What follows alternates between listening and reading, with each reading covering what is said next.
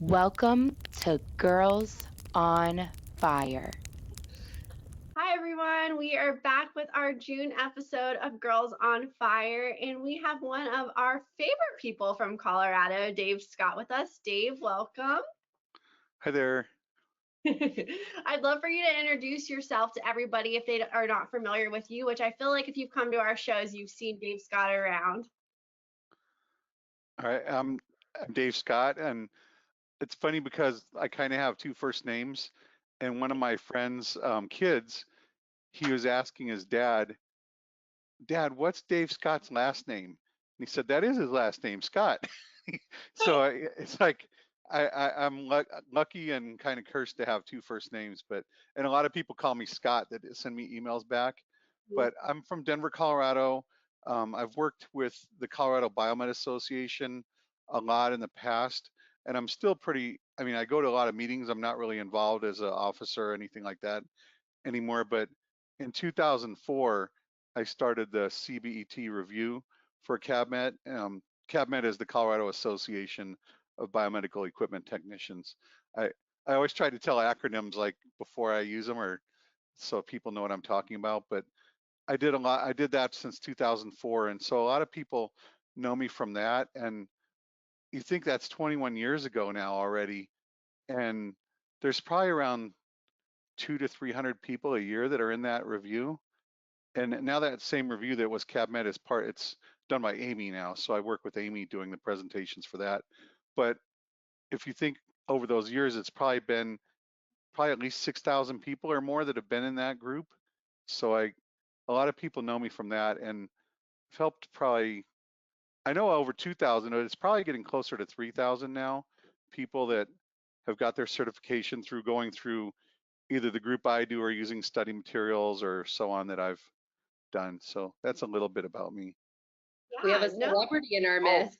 One thing I forgot, and behind me there, Professional of the Year. I just won that at the last MD Expo. So Tech Choice Professional of the Year. I won that. So Yeah, well, that's one more thing. One important thing I forgot. really. It's right above you. Right.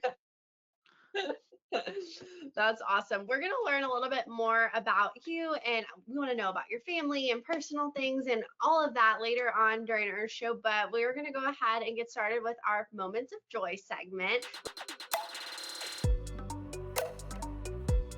Which, Dave, I know I had already mentioned that this is just a fun way just to spread some good vibes out there to everybody. So, of course, you're going to go ahead and start first since you're our guest. Oh boy. Okay. My moment of joy. My wife had surgery in December. She had back surgery, and it ended up getting infected. Her incisions ended up getting infected, so bad so that she had to have another surgery just to close the incisions. So that was in February when she had that second surgery, and both times it was 5 days in the hospital. So a lot of my time got used up doing. I was kind of out of the office and that a lot during those times, and this recovery has been really slow for her. But then after the second surgery, they found out, she had some whatever the infections were, and she ended up having to be on a PICC line, which is a peripherally inserted central catheter. It went in her arm and it goes up kind of into the chest where the veins and everything are bigger, because she had to take IV antibiotics for 8 weeks. So 2 months of IV antibiotics. That's why she wasn't in California at the MD Expo when I was there. I think I said something when I accepted my award. I said, I don't have any family here because she's having health problems. But recently she got off the PICC line and she's doing a lot better now and kind of starting her recovery part. It's already been 5 months since surgery, so she should be already, further along in recovery. But since that infection and everything kind of set her back, and working in a hospital, you never really see that or never really think that, but it does happen sometimes, and people have problems, and it's been a long process for both of us. Probably more for her than it is for me, but she still has a little problem getting around, and I have to drive her around some and just kind of hang on to her. And she has a walker, but she doesn't need it, he says. As you. Yeah. So that's my moment of joy, that seeing her her health kind of increase and get better. That's a- Aw. Yeah, that's great to hear. I know we were talking in the mixer a little bit about it too, so I'm glad to hear even in the last, I guess, few weeks, she's Going in the doing. right direction. Now Mhm. she's on oral antibiotics for a year. Oh, You can believe wow. that? Yeah, A yeah, it's year? crazy. A Why? year. Yeah. Wow. And then after that, they'll know whether or not the hardware got infected. So keeping my fingers crossed and pray for her that no hardware is infected, because that would be really bad if that would have to be all removed then, which would Ugh. be awful. Well, I hope she's on the up and up from Yeah, here. seems like she's doing pretty good. So Good. Good. All right. Kristen, do you have one? Yeah, I can go. Mine's not going to be as great as that, Dave, but I'll try. My moment of joy. So I just spent the long weekend down in Georgia, where I'm originally from. So I called it my tour de Georgia. I went just about everywhere you could imagine. It was my dad's birthday. So we went to a winery for a few days to celebrate him. Then I was able to go home and see my aunt and uncle and grandma and just hang out by the pool, and we grilled out.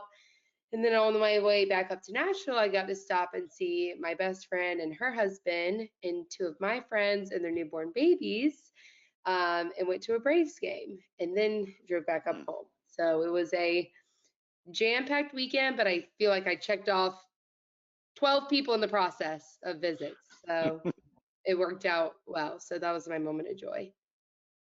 That's awesome. that's Well, a good one. yeah, that is a good one.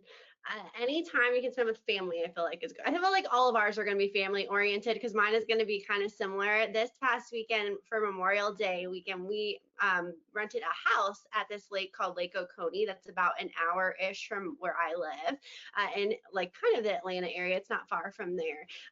But me, my mom, and some of my best friends, we all rented a house down there for the weekend. So we like went to an awesome party at one of our friends' houses, and we rented a boat for the weekend. So it was just super fun, like just hanging out and like being like together and just kind of chill too, which was nice. It wasn't too far from home, so we didn't have to travel really far. But yeah, it's just nice to be around family. So I'm glad that all three of ours were associated with that.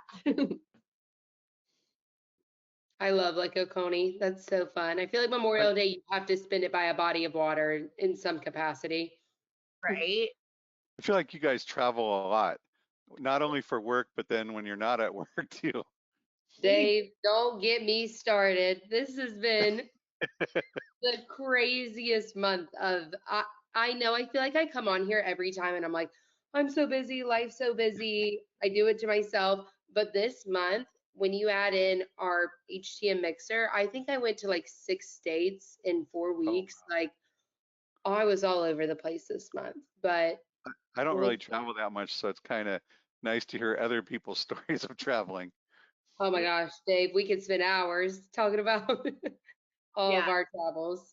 Kristen probably travels the most, then me, and then yeah, I would say I feel like we all kind of travel a lot at MD Publishing. To be honest, now that I'm thinking about it, I always feel like someone here is going on a cool vacation. Like one of our graphic designers, she's just getting back from Tokyo, right, Kristen Taylor? Yeah, she Oh, went to wow. Japan for 10 days. My son was just there.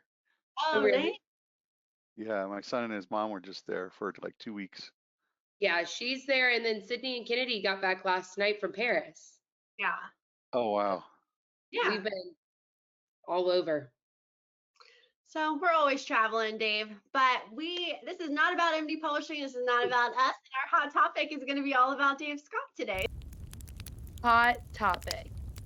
So Oh, we boy. want to get started. I know you had mentioned where you work and that you're in Denver, Colorado, but we know a little bit about your wife, but we'd love to learn more about your family and who you are and how your journey has taken off through the HTM industry. We'd love to know all about it. Sure. I'm married. My wife, her name is Carol, and we've been married since 2001, so 24 years this year, in Oh, August. Yeah, I have 2 sons. I have 1 stepson and 1 son. My 1 son, he's an ASC certified master mechanic, and he lives in Detroit. and he'll be out here visiting next month.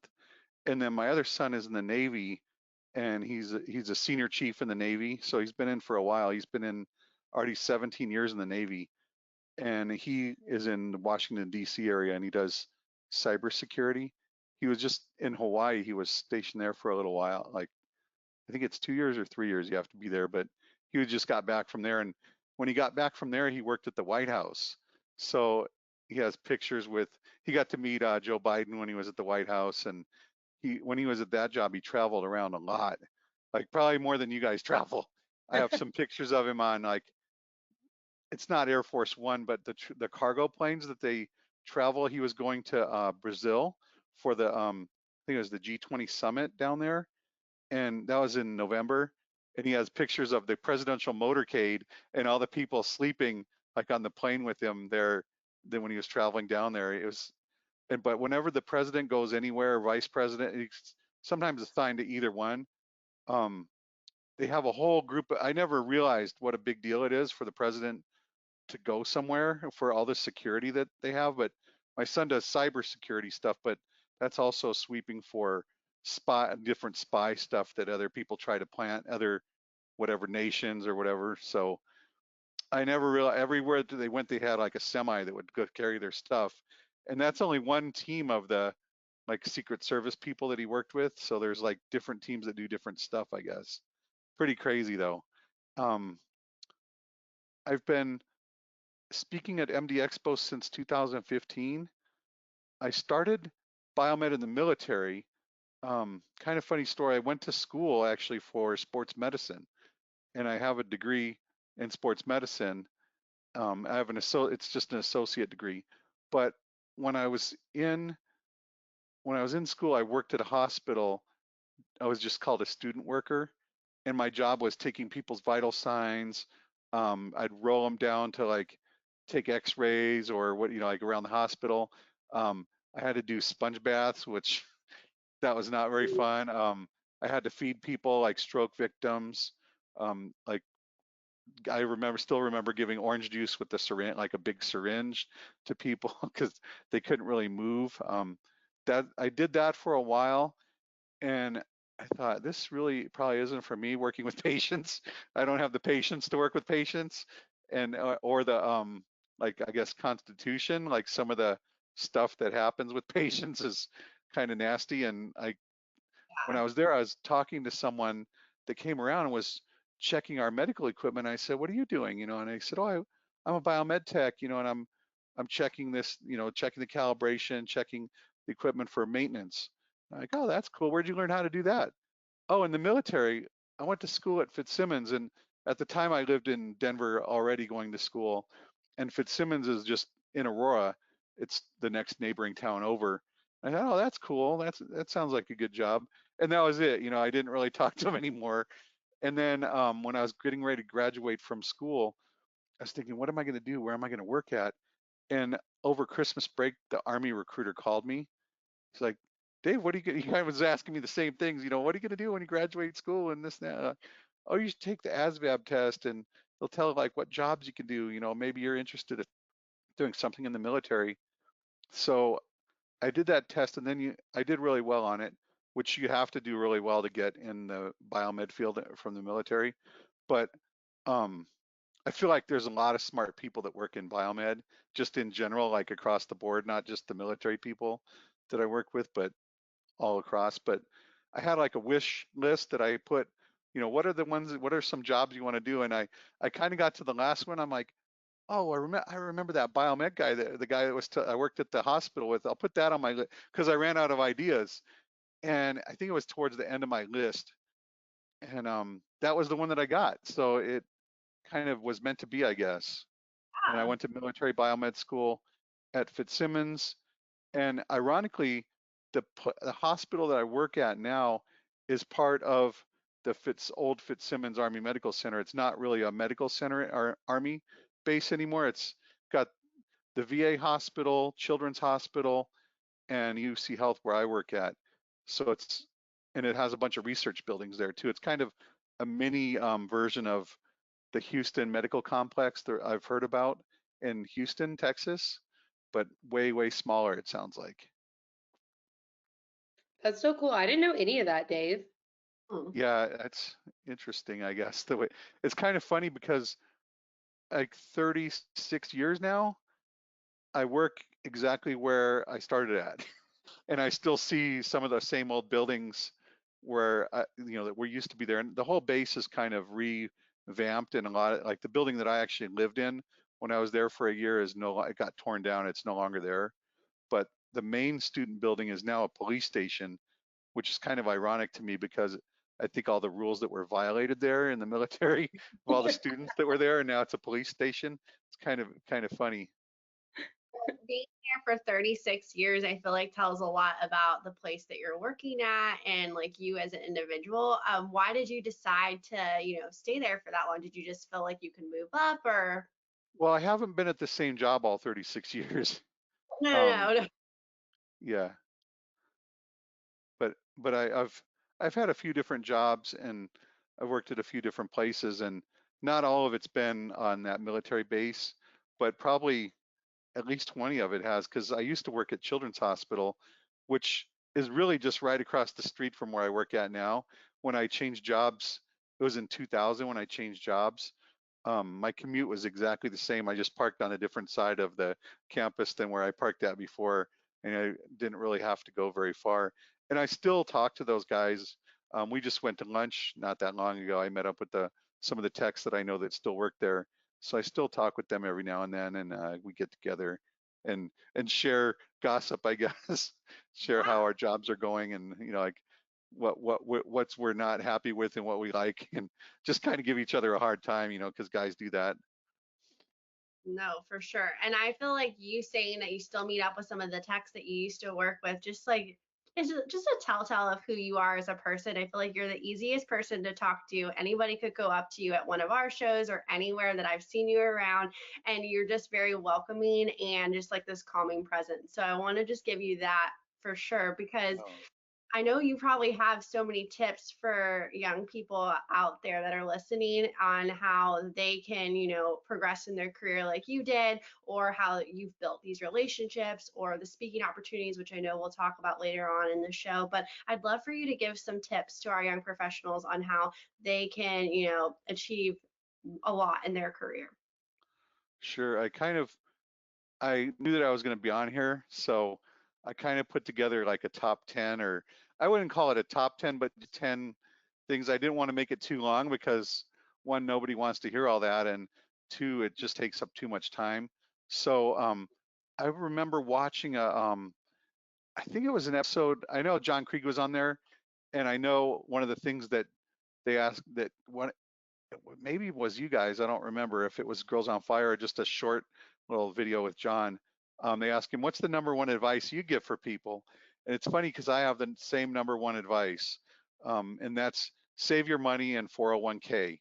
So the longer you have your money in there, the more it's going to grow. Um, Mhm. and if you don't participate in at least the matching part, if your job has a matching, so where I work at, it's 3%. And when I worked at Children's, it was 6%. Where I work at now, we also have a pension plan. So when I was at Children's, I put in, I told everyone you need to put in at least 6% of your pay. And now when I work at UC Health, I tell them, like you need to put in at least 3%, or you're losing out on 3% of your money. So it seems they're going to give you free money if you contribute a little bit. They're going to contribute that little bit, and then of course you have to stay till you're vested, and it varies at different places wherever it is. But if you're not even if you're not vested, you take a percentage of it when you leave. So once you hit that vesting part, you get all the money that they've put in there is all your money. But it's kind of like giving up part of your pay if you don't put that money in there. So I agree 100% with John Krieg on that, that that's something you need to do. And those of you that are younger and don't really know a lot about investing, I'm not really an expert either. I just kind of put mine in the 401k and have the year plan that I'm going to plan on retiring. But look up the rule of 72.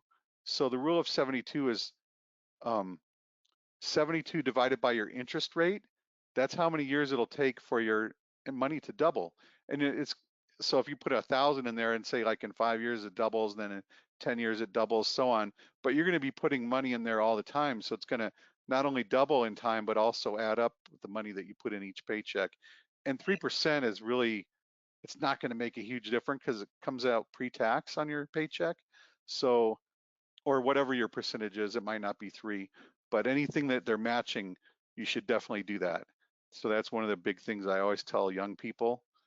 The other thing is, when you're younger, it's much easier to go to school or like study for certification or do, before you have kids, before you have a family, before you have wife um, or husband, it's way easier to get that kind of stuff done.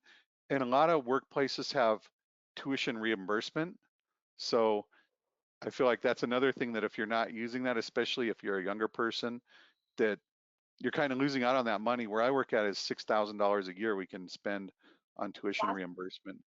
Yeah, so it's $6,000 free dollars that you could get. yeah. That's one of my, if you like looking back at my career, I said I've been in biomed for 36 years. Um, Looking back on my career, that's probably one of my biggest regrets is that I didn't get a bachelor's degree or higher when I was younger. And as I got older, it didn't really make as much sense, like the return on investment and the time that it was involved, and how much family life and everything was taking up my time. I wish I would have done it when I was younger. It's probably one of my biggest regrets, and that's why I always tell young people, like that's something you want to do. It's And never then too of course, oh, late. I'm just kidding. I only have probably like, I hope about 5 more years, depending on how things go till I retire. So my 401k plan that I was telling you is 2030. So that's the plan that I'm in, Fidelity 2030 plan. So that's one of my plans anyway. I have a couple, but um, that's the big one, I guess, from my work where I'm at now. Um, the other thing I always tell people is you can learn from anyone and to treat everyone equally. That's, you said I'm easy to talk to, or people come up to me. I try, whether you've been in the field for a couple weeks or several years, I try to treat everyone the same, and because I know I can learn from everyone. In fact, you can tell I'm a little older. I have gray hair. Working in biomed 36 years. Um, I'm older, so I have young people that I work with, and they're in their early 20s.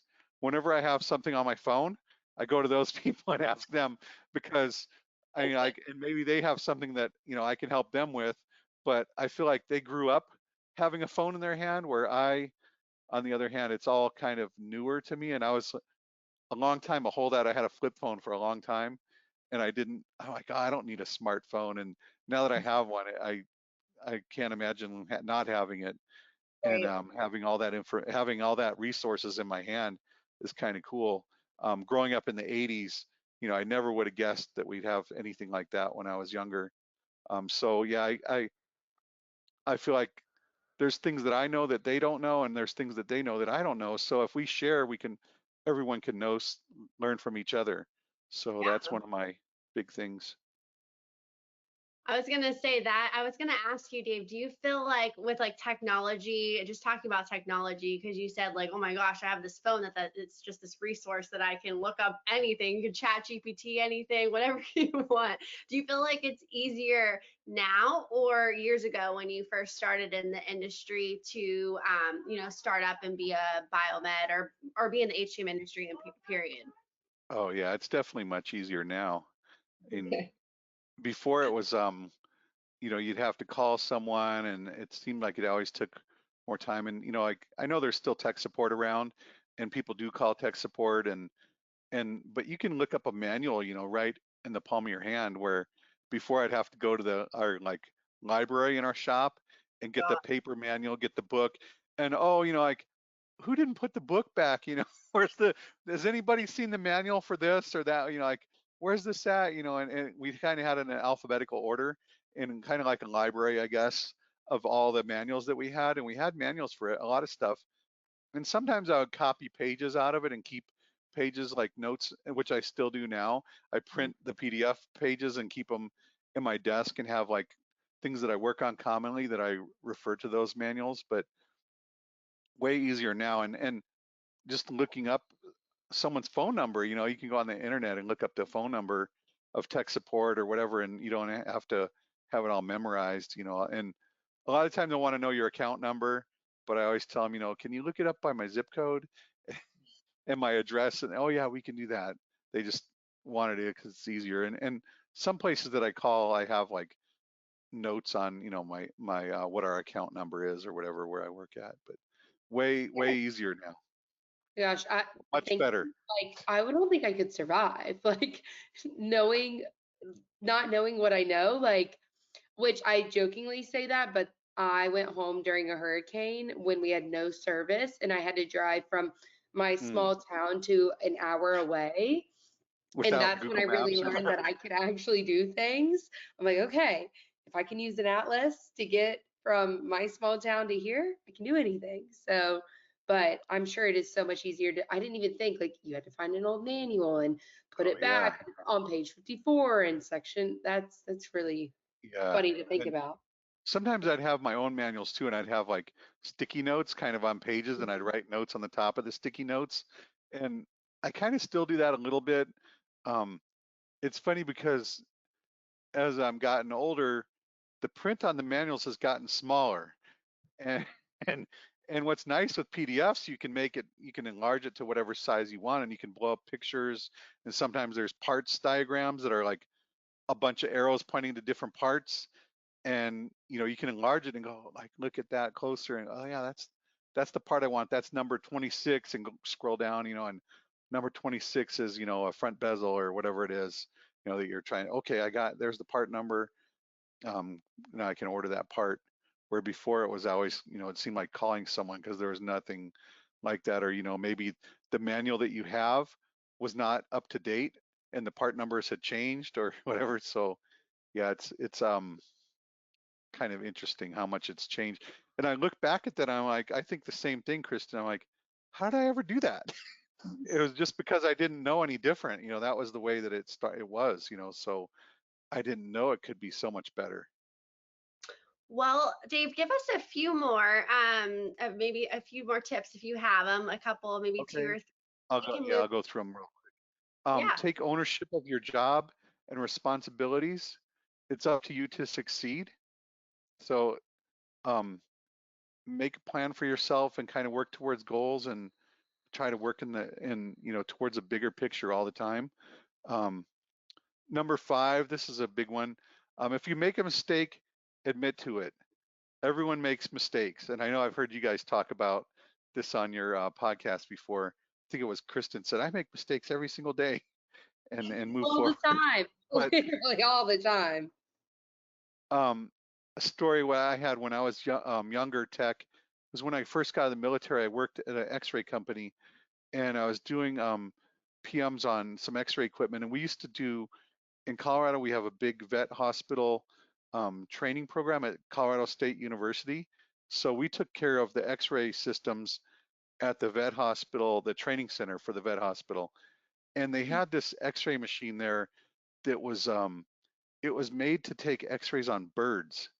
Believe it or not, they had all these specialized X-ray machines, like horse ones, bird. This was a bird X-ray machine, and smaller animals too, not just birds. But I was doing the PM, and I had a procedure, and I just kind of walked through it, and it had like a higher technique, which is like more radiation, I guess, dose to the patient, or in this case, the bird. And this X-ray machine was a mammography machine that had been converted to be a bird X-ray machine. And my procedures just said, you know, I do all these X-rays, and I kind of was going through it, you know, quickly, like taking the measurements and everything. And I got to the higher ones, and I took the X-ray, and it stopped working. Like, uh-oh, what happened? You know, and well, I ended up blowing up the tube, and it was an integrated tube, and it was fairly expensive tube for what it was, and I had to call my boss, you know, and say like, I blew this thing up, you know, doing the maintenance on it. I blew it up, and he said, you know, like, Dave, you should have known, you know, like, why did you, you know, that? I said, well, I was just following the procedure I had, you know, and he said, you didn't need to do that high technique. No one's ever going to use it at that technique, you know, that's kind of just overkill. And we had it on the PM sheet, but you should have known better. And I thought, well, I don't, I didn't know better. I'm sorry.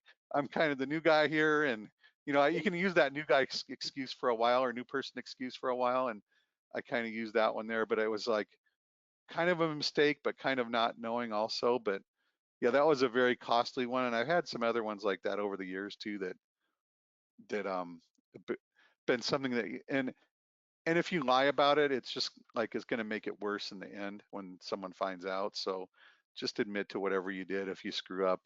Everybody has things that they make, mistakes they make, and hopefully it's not really big and doesn't cost a life or anything like that. But I can't think of any mistakes I've ever had that, resulted in like anything happening to the patient, anything bad happening to the patient. It's just been little stuff like that. Well, bigger stuff, costly stuff sometimes, but stuff like that. Um, I also said number 6, believe in yourself. You were hired because someone saw something in you. So you might not actually see it yourself, but someone that's hiring you saw that, and they saw the possibility within you to be great. So believe in yourself. Number 7, read the manual. Um, Seems like an easy one. So when I was in the military, we had the same thing, like that whole library of manuals. And I was the new person, just out of biomed school. And, like, oh, and all these guys have been there a while. And some of them were civilian guys, and some were military, like techs like me. And we all kind of came from the same background. So we all kind of had the same training, which is kind of really different from the civilian world where everybody's kind of different, varied. But I'd always go to them, how do you do the PM? I'd look at my PM sheet. How do you do the PM on this? How do you do, what do you do on the, Dave, have you read the book? No, no, I haven't read. Well, here's the deal. You read the book, and if you have a question about somewhere in the book, you bring the book to us and show us where you have a question in the book, and then we'll be glad to help you. And like, oh man, like these guys are a-holes, like why aren't they giving me the answers? I just want the answers. And really, it's kind of that whole teaching someone to fish thing. So they were kind of teaching me to fish instead of just giving me a fish. They were teaching me to fish. So I'd be able to do that like later on, and I really thank them for that now, looking back. And I still see some of them from time to time at like some of the conferences, and tell them that same story. But I always try to figure things out yourself before you ask for help. And sometimes I understand, like you need help right away, and it's something that's, you can't wait. But if you figure things out yourself, you're going to remember it more than if you just get the answer from someone. Right. Which kind of leads me to the next one, is try to learn the whys, not just the answer. If you learn the whys, it'll kind of help you in the future. So you'll know kind of what, how to move forward and build on that in the future. So learn the whys. And then your career will have setbacks. That's number 9. You're not going to progress in a straight linear line all the time. You could have some ups and downs, and that's just normal. So um, just stick with it, and you'll keep moving forward. After 36 years, I've had a lot of ups and downs. And then this one, I hear a lot of people say this, but when you're troubleshooting, I always check the easy stuff first. Is it plugged in? Is it turned on? Is the power cord seated all the way into the chassis or whatever? Just little things like that. Does your outlet have power? Some things like that. I always check the easy stuff first. So that's some advice that I have for new people, and hopefully didn't bore you too much with that. No, I thought it was great. Yeah, even someone that's not a technician, I think it's applicable to just life. Right. Like, Right. take the easy route first, even just with anything. It's like you Right. always want to jump to the worst conclusion of like, oh my gosh, And it's fully broken, but it might just I've not heard be of you broken. talk about imposter syndrome. And I know that at the MD Expo in Las Vegas, like a year or two ago, there was a lady that talked about it there, and I never heard of it before she talked about it. But that one about believing in yourself and knowing that you were hired because someone saw something in you, that's kind of a big one to me, I think. And you always, like, I even when I even speak at some of the conferences and when I'm talking to other people, I'm like, I don't know if I'm qualified to do this, or, like, I don't think I'm the right person for this. And I think, well, they have me here for a reason, they see something that I don't. And I think that a lot of people probably have that. So just always remember that. Yeah, no, I think that's great. And going into our last item that we wanted to talk about was, presenting and how you kind of got started in that a little bit. But I did want to also point out that at our last MD Expo in Southern California, you had helped two people with their presentations and co-presenting with them, just so they maybe felt a little bit more comfortable since it was more of their first time doing that. And I think that was a great idea that you all had. And I think it went so well. And those classes I remember peeking in were so well attended. I feel like that was a great first experience for some of these presenters doing that. So I just wanted you to talk a little bit about the whole presenting side of things of what you do. Yeah, that's actually something I'd like to do more of in the future. Like I said, I plan on retiring in about 5 years or so. And I feel like maybe a way of giving back to the HTM community is by getting someone maybe that replaces Dave Scott, and a new person that's even better than what I did, like even doing more than what I do. Um, and it's a way of giving back, but I would like to see, like more people presenting and new faces. Like I said, I've been doing since 2015. Maybe, I don't want to stop, but at the same time, I'd like to see new people. And I've seen a lot of new people recently Mhm. that have presented and done a really good job. Even at our mixer here in Colorado, we had a guy that I've known since he was probably in high school. His name is Logan Zine, and he does our website and that with CabMed, the Biomed Association. And he presented on cybersecurity. He actually works in cybersecurity. I think he's maybe 21, 22 years old.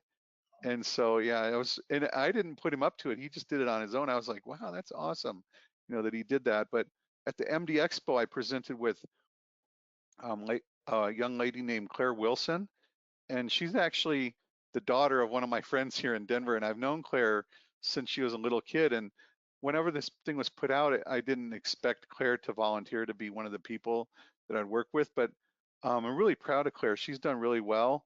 And I know she put in for some presentations at the next MD Expo in Dallas. So that's exactly what I was hoping for. And then the other person I presented with is Naka Piohia. I hope I said his name right. And he's kind of on the other end of the spectrum. He's been in biomed a long time, maybe as long or longer than I have, but never presented at an expo. So he wanted to present. And I actually went, he's from Indiana, and I went to the Indiana Biomed Society conference, and we presented there like a test kind of practice run. And then we presented at the MD Expo in California. And maybe Nako will be doing some more. I don't know. I haven't really talked to him a lot since. But both the presentations, the people that I worked with, it was their presentation. And I was just kind of there to give them confidence and add a little bit here and there. And I Oh, feel like I started presenting at MD Expo in 2015, like I said, but I only did the CBET review. I mean, that was kind of my wheelhouse, and that was kind of the thing because I've been doing it since 2004. So, when he said, "Oh, can you do this at the MD Expo?" I'm like, "Oh yeah, sure, I can do that." I don't know some of the sections as well because we kind of had other people that were more experts than me talk about different sections, but I could learn it, enough to talk about it, do a review. And then John Krieg came to me and said, "Dave, since you're here already, you should put in for another presentation." And I'm like, "Oh, I never thought about that. I'm not so comfortable with that because I don't know if I can do that. Like what would I even talk about, John?" And he said, "Well, you gave me some ideas," and I was like, "Okay, I'll try it." And just his vote of confidence, like I said before, like someone sees something in you that you don't see. Just that vote of confidence from John telling me that, I'm like, huh, okay, he must know something maybe that I don't know, and maybe he sees something that I don't see, but maybe I can do this, maybe I can do something else. And coming up with ideas sometimes is the hardest part, maybe, and having someone help you. Or maybe you already have an idea, and that's kind of like the people that I worked with. They already had ideas that they wanted to talk about. So like, this is great. It's going to kind of be a new thing for me. For one, I get to learn a little bit from other people talking about what they want to talk about. and two, building their confidence.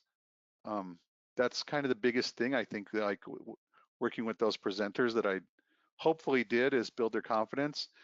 I can still remember when I first joined the Biomed Association, I was probably in my early 30s, and I went to the meeting, and I got elected vice president. And the president's the one that put me up. His name is Tim Keenan, and Tim was kind of instrumental a lot in a lot of things I do, just giving me the confidence to do it. Kind of going back to that imposter syndrome stuff. Um, Tim said, I'm like, Tim, these guys are going to think I don't know what I'm talking about, or that I don't know anything, and I'm like, what's this young guy getting up here telling us, like he's, like there's guys probably like my age now when I was 30 something, which seemed like they were, like, oh, these guys have been doing this a long time. He said, Dave, the difference between you and them is you're standing up here and they're not. So you're already one step ahead of them. That's And it great. kind of goes, yeah, he told me that, and I was like, I never really thought about that, but yeah, you're probably right. Like some of the people there were probably like my parents' age, and I'm like, wow, I'm afraid to talk to these people. So now I watch this YouTube channel. It's a mountain biker, and he does all these crazy videos, and I watch it, and I'm like, well, I'll never be able to do that. I enjoy mountain biking, but I'm not doing any of those things like he does. And he was at this trail in Sedona, Arizona, and it's a new trail there, and it's really, really steep, and it's all rock. And he was trying to go down it real fast, and he messed up and he crashed. Well, in the comments, all these people were saying all this different stuff. This guy's a professional. If you watch any of his videos, you know what he knows what he's doing. So these people in the comments were saying, oh, you got too much pressure in your fork, or your rebound adjustment's not right in your fork, or you have too much air or not enough air or whatever in your tires. And you know what he told them? He said, well, I'll look forward to seeing your video on it. Yeah. And I was like, oh, like that pretty much put them in their place right there. And I think kind of the same thing, like if people want to say something or call you out or whatever, like when you're presenting, well, if you can do so much better, like I look forward to see your presentation on that. So, I love being out that, there and Dave. doing that is kind of the hardest part, is getting up in front of people like that. And I always tell people I have a harder time at local stuff that I do, like here in Colorado, because those are people that I'll see all the time. Yeah. Dave, remember when you did this? And that was stupid. Like I learned from it. I move on. So That's I'd like advice. to partner with more people at MD Expo in the future. And I know you guys put together like a funny little thing where I look like Uncle Sam, my face on, Yeah, Kennedy which will cracks insert it in here. which cracks Hopefully. me up. So that was John Krieg. He was like, what That's we need is hilarious. Dave, like Uncle Sam saying, we want you to present. And Yeah. I was like, oh goodness, this is gonna really, really come to life quick. But I spoke to Claire at the HTM Mixer Denver, and she was so appreciative. And she was like, ever since that presentation, it's just opened so many doors for me. And I've already submitted my presentations for Dallas for MD Expo in the fall. And she was just so thankful. So you definitely have made a huge I impression on a young I even professional. saw a write up from I think his name is Tim from AM Bickford, that Mhm. he was talking about Claire's presentation and how much he enjoyed meeting Claire, and they're kind of work in the same area in New York, upstate New York. So yeah, I was like, wow, that's great that I was able to have just a little bit of like that same thing as that guy Tim Keenan telling me, Dave, you're the one that's up here doing this, and giving me the confidence. And I feel like that's kind of what I did for Claire, is just letting her know that, hey, I'm here, I got your back, I'm not going to let you fail, and you're going to do great. And she did, she did great. Dave, that is great. No, and if for anybody out there listening as interested in maybe working with David again, just reach out to us and we'll put you in contact with him for sure, and then we can go from there. But I know the I know. deadline's coming up for Dallas pretty soon, so I don't think Mhm. there's been anybody that's put in for it yet. And I don't know if this will air before the deadline for the presentations. I think it's May 30th, which is this Friday. I think Uh, so, but we I don't might know. be able to Flip slide them. on Yeah. it. Or We know a sure. few people. Yeah, I was gonna say, I'm sure we You know can do. people? Just a few. Kristen, are you ready to do our this or that segment with Dave? I am. All right, This Dave. is the part that scares me the most. So fun, Dave. Not knowing. We made them pretty easy, but I just thought of one as we were talking that Okay. I'm gonna throw in at the end. But they're pretty easy. Don't worry. I didn't go too crazy on you. We always start easy. So, are you a morning riser or night owl? Oh, I watched when I'm getting ready for this, I watched the Brian Hawkins when I saw that he said both. And I thought that's funny because I'd say probably neither, morning or night. As I've gotten older, it seems like night is harder. Like I don't stay up as late as I used to, but like I told you guys, I was up at 5 this morning and this is 7 my time. So I mean I'm kind of, since work requires it, I'm more of a morning person, but I think when if I didn't have to, I'd probably be more of a night person. I grew up as a teenager and younger person in my early 20s, I guess, in Las Vegas, Nevada. So I got used to going out really late and being sometimes out all night, and then I go to work the next day. Um, Dave, party animal. yeah, it's crazy. When I was younger, I did a lot of crazy stuff, but now that I'm older, like 10 o'clock is late for me. So Me too. probably more I've of a morning person. What's Now that? with work, I feel like I'm like Bryant on both. Like I can in the mornings, like especially during the work week, I'm up at 5:30 a.m. to do a workout class or just be up. But then if I'm visiting friends on the weekend, same as you, Dave, a little bit of a party animal streak. So I like to Yeah, be in bed by like 8. Dave, can't do it anymore. eight. I'm like early bedtime. Well, I feel like I can stay up later, but then like the next day I'm gonna need to sleep a little extra Yeah. or take a nap in the afternoon because a lot of the time I get up in the morning, just I don't really have to set my alarm doesn't go off. I'm already up when my alarm goes off, but sometimes like on the weekends especially, I like to take a nap in the afternoons. Yeah. enjoy it.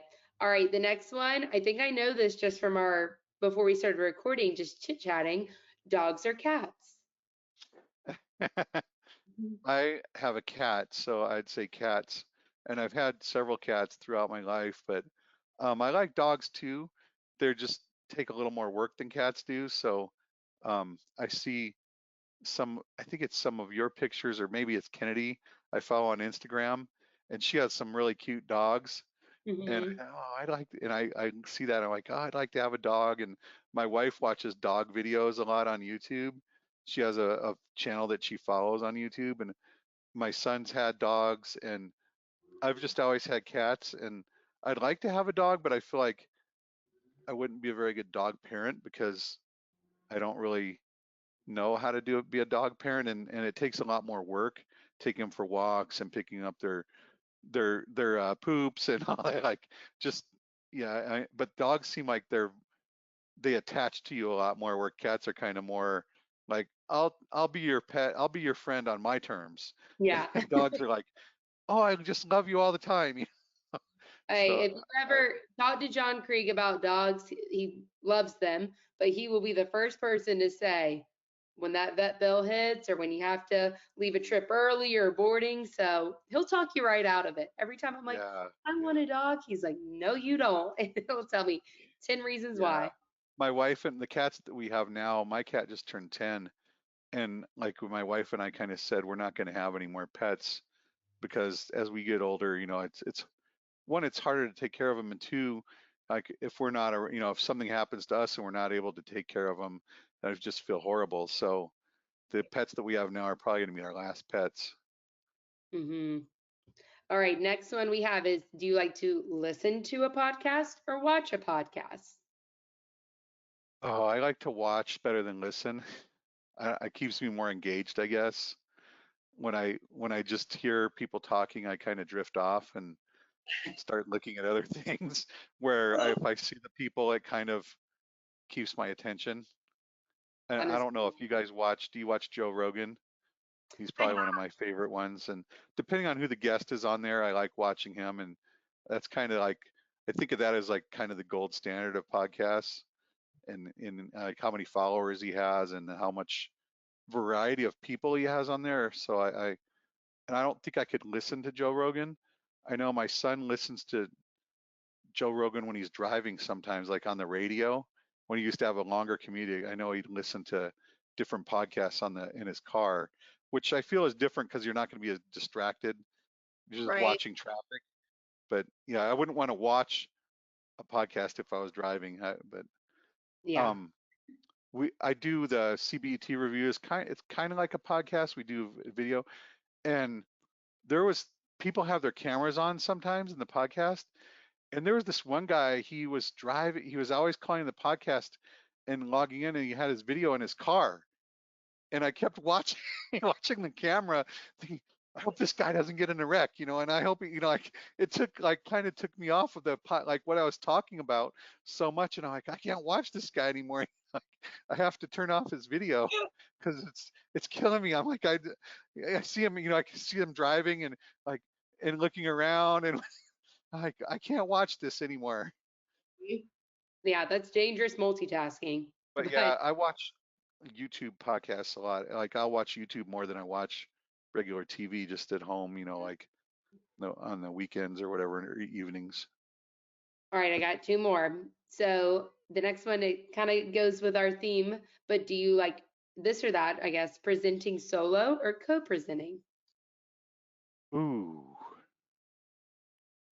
that's a hard one. You can pull a Recently, Bebop and say both. right. I better say both because I do both. And I'm trying to get, more and trying to work with other people to present more. So maybe presenting with others.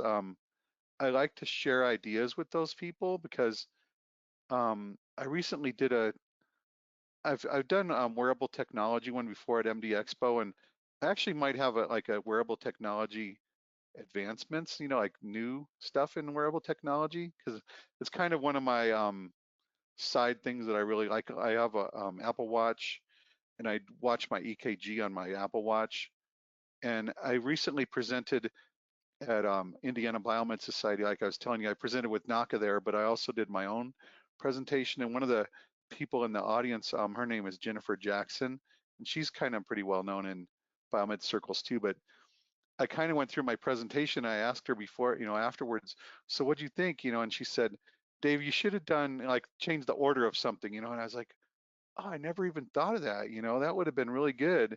So I think it's nice to work with other people because hearing their ideas instead of just my own idea sometimes. So I think that I would probably say presenting with others is probably my favorite, although I do like doing my own stuff. But yeah, I like having comments and stuff added in from the other people. I think it makes it even better. Okay, the last one is it's funny. We always, I think, like to poke a little fun at people. So, do you like presenting with Brian Wilson or Claire Wilson better? Oh no, that's too much. You don't have to answer. You can plead the fifth. Please admit, I'm kidding. Because we know Brian's Oh one my of your gosh.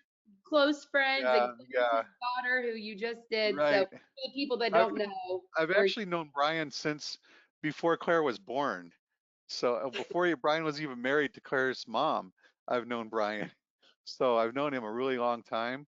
But yeah, I liked presenting with both. And those of you that don't know, Brian, he was one of the people that it really helped me a lot with the CABMET CBT review, and he did several of those classes. But he also um, made the CRES presentation for CABMET, the Certified Radiology Equipment Specialist.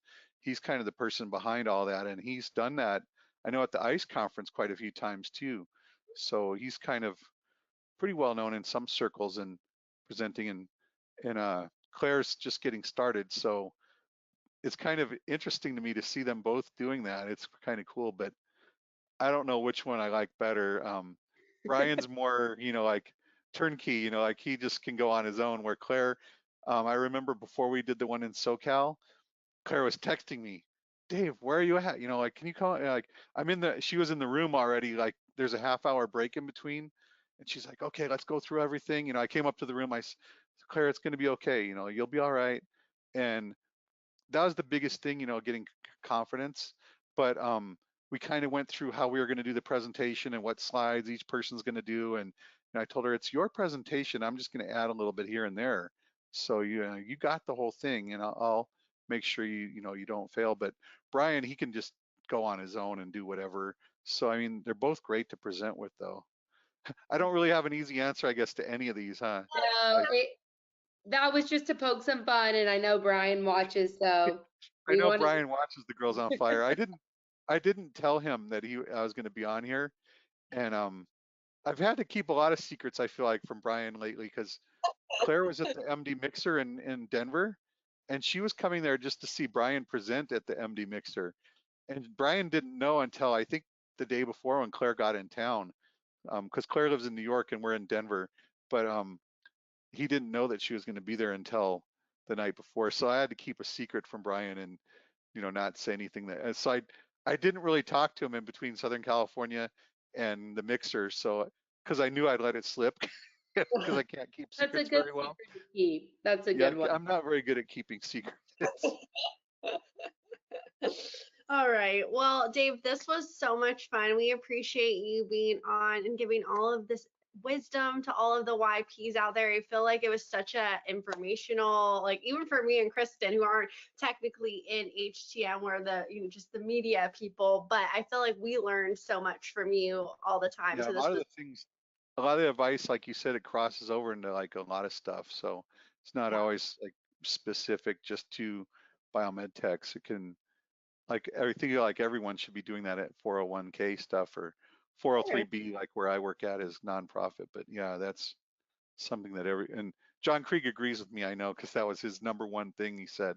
What would you tell people? And then so yeah, thanks for Well, having me. I really I enjoy your podcast. You guys are doing a great job. Um, Keep it up, and I look forward to seeing future presentations and future Girls on Fire. It's funny because whenever I see you at shows, I say Girls on Fire. you cracked me You, up. you probably don't like. I probably gets old. There's Dave. He's gonna say Girls on Fire again. No, we laughed so hard. Like I already told this story before on here about me walking into your class, just making sure everything was I set up. I'm like, guys, this is love one of the girls on fire, and I still crack up about it. I think Yeah. it's so funny. Well, it's mainly Yeah, because Meg and I forget that people watch this. Like, it's just something fun that we do. And then when we go to the shows, people are like, oh my gosh, I saw this. And I'm like, oh my, I forget people watch this. Like, we just do it for fun.